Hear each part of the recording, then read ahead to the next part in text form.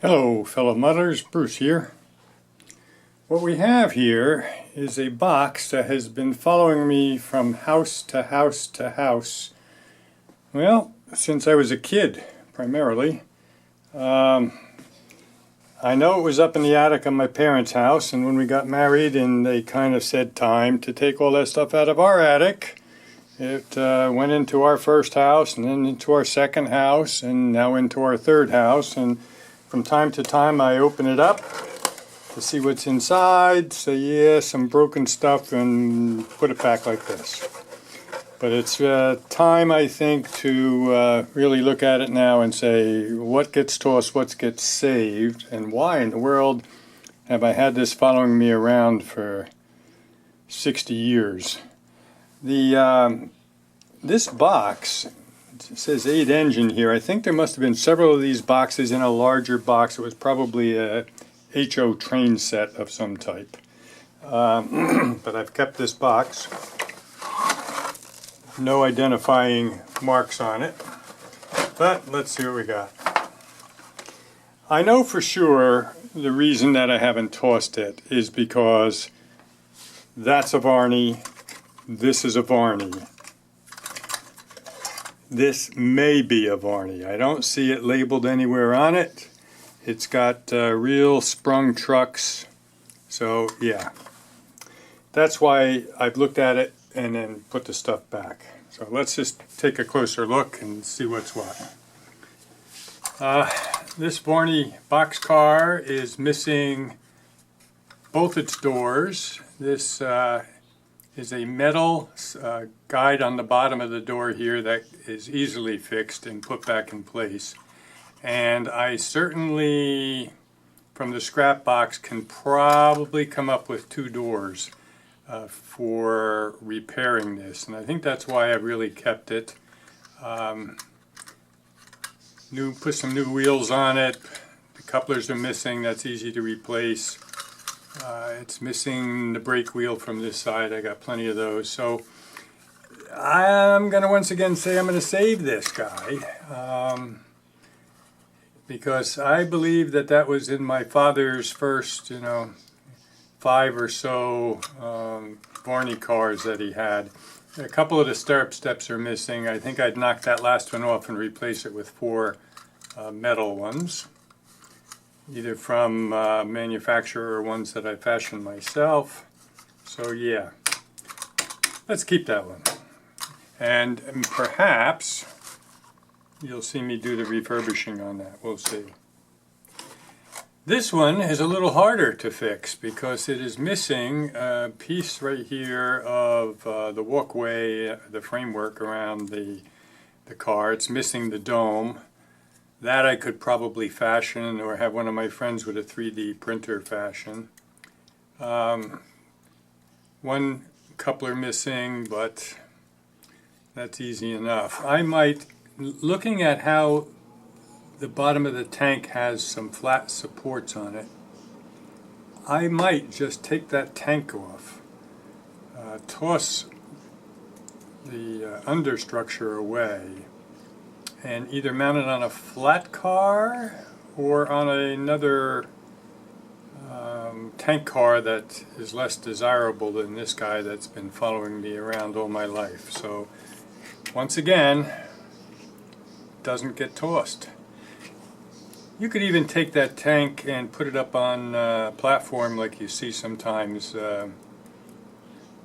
where they're feeding some liquid, either gasoline or kerosene or oil or even water, for use for another purpose. So yeah. And that brings us down to an unknown truck that probably went with this tender. Now this tender is one of those metal tenders that deteriorates. I think it's Zymac or something like that. Even though it says Varney on it, that is past redemption. So, yeah, that one gets tossed. For those of you who thought I never toss anything, this one gets tossed. Unless it's possible to use it for scenery somewhere or in a junk pile. Here I go again. Well, we'll see. Gonna save this. Might be wanting to use it as a pickup truck for electrical pickup for a light in some car or something. I think I could do that. This Varney tank engine top is in good shape. It's plastic. It's got heavy weight in it. I've put leads onto both sides of this motor and have not got it to work, but I could tear that apart, clean the commutator, check the brushes, oil it and test it, and separate it from this superstructure. And you know, it's a 5-pole motor. Might have some redeeming value there. So yeah, maybe I'll try fixing that up. So there you go again. That's why this box continues to follow me along. But I have to set my goal to getting one of these fixed up first, and it might very well be this outside framed box car, and maybe get that little electric motor going. We'll start with that. Alrighty, thanks for letting me ramble on about why I accumulate stuff and never get rid of anything, I guess. But there you have it. Alrighty, hopefully you'll see some of this stuff get refurbished. Talk to you again soon. Okay, a little update on the box of old stuff that's been carted hither and yon.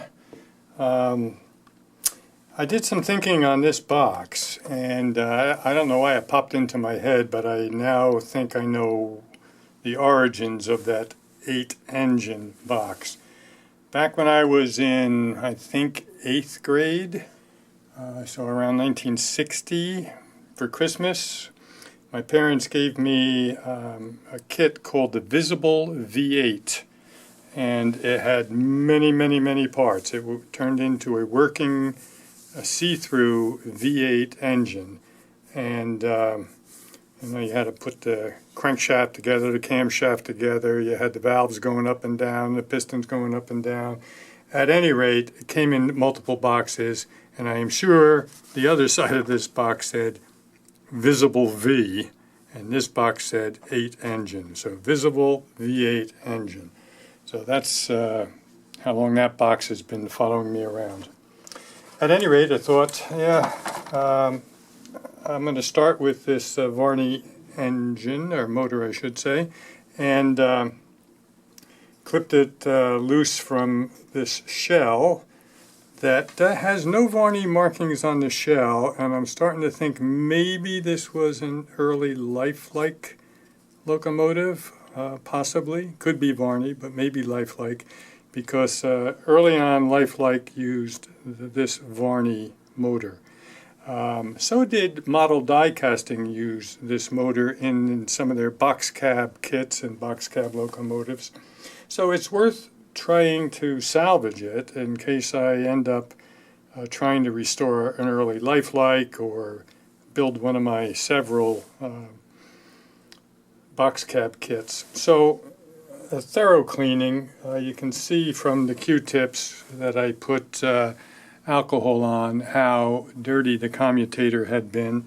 Then I cleaned up everything that was brass, the holders for the brushes and all the contacts, put a drop of oil on the bearings, and now when I put some power here onto the brushes on either side,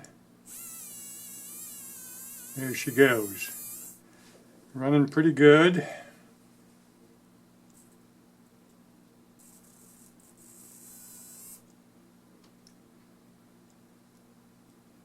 Both directions. Come on. Fumble fingers. But anyway, yeah, it's a working motor right now, and I am going to put this in my box of spare motors. which is one step better than in this box of non-working parts. Let me just make sure that you can see that motor a little bit better. I'll put the power on it again. So that's step one. You know, I looked at the, let me just hit this a minute. That's one direction. And the other. So in the box of spare motors it goes.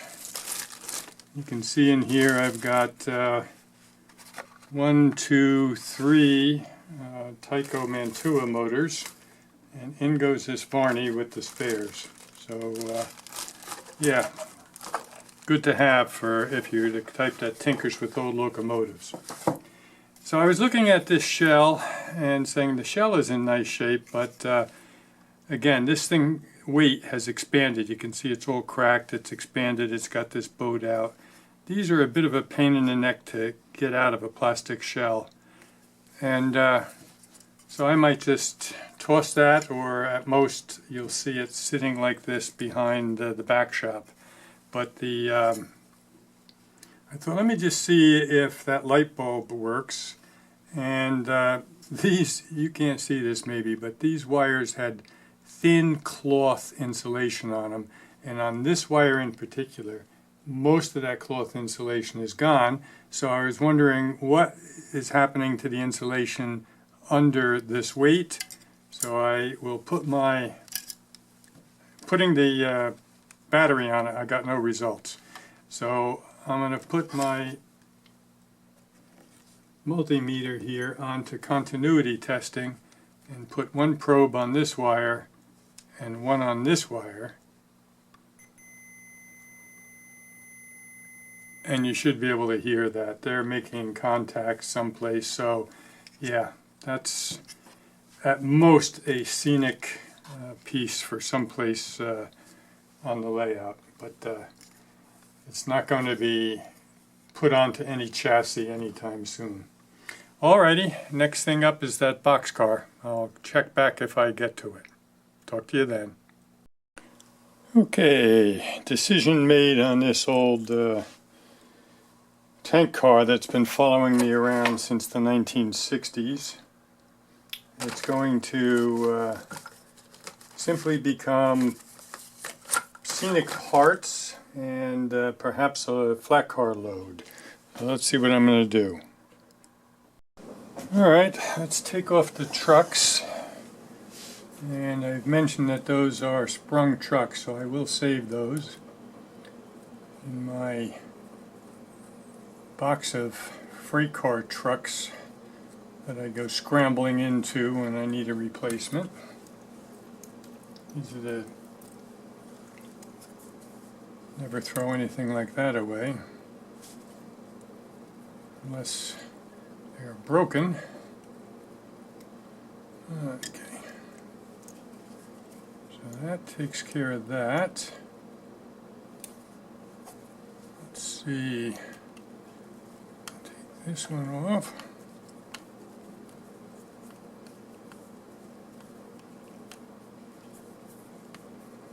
See how easy, I don't remember, it's been so long, whether the tank is glued on besides being screwed on or not.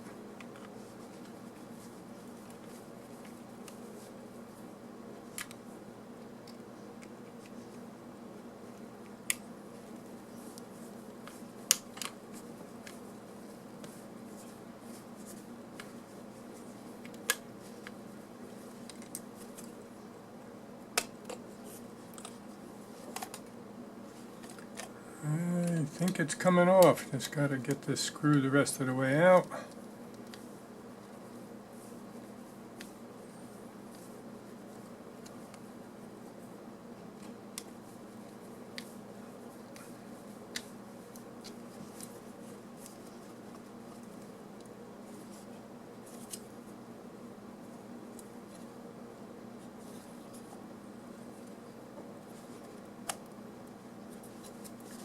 That is some screw.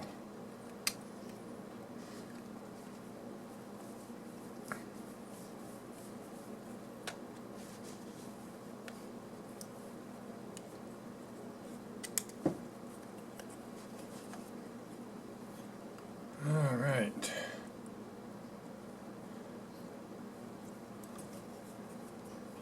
Here's the tank off. Earlier I had said that there were flat supports underneath the tank, so you can see how easy that would be to mount on a flat car or up on supports from my other idea. So this I'm going to toss. I'll take these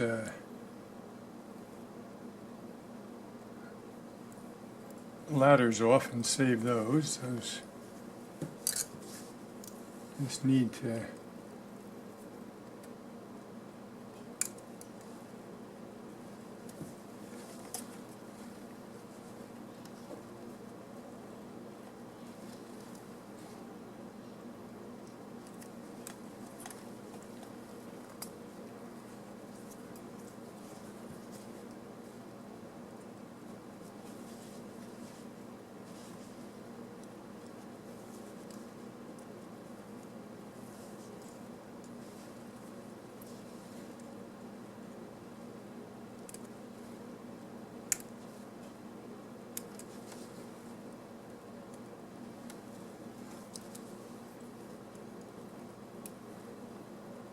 there we go. Ladders off, saved along with the tank. This base gets thrown away. It's all bent and deformed at any rate. See how brittle it's become. So yeah, we'll see what we do with this, but it becomes not going to be a piece of rolling stock, I guess, unless it's a load on a flat car. All right. We're down to the bottom here in my Visible V8 box. Okay, so let's just summarize the findings in this old Visible V8 engine box that's been following me around since about 1960. There were a variety of broken stuff in here. So what's the status? The Varney tender I tossed. The locomotive shell I will not be using as a locomotive shell, but it may be a scenic element back in the weeds someplace, well rusted, so I'm not tossing it, but I'm putting it with the scenery stuff. The Varney motor, you saw me clean it up and get it running, and it's in my stash of motors as a spare, so that was good. The Varney outside braced boxcar has been totally refurbished and on the rails, and the tank car of unknown manufacturer is now been taken apart. I've saved the tank. Again, it could be mounted on a flat car, could become part of the scenery somewhere, so I'm not tossing it. And all the trucks that I took off of everything are in my box of spare trucks. So that's it. The box is empty. Person would think I would toss it. That person would be wrong. This thing's been with me that long. Has a nice clear top. It'll be accumulating other spare parts. So, all right. As always, if you enjoyed this little adventure of looking at what was in the scrap box there, please give the video a thumbs up. If you've not already done so, please subscribe to the channel, and I will talk to you again soon.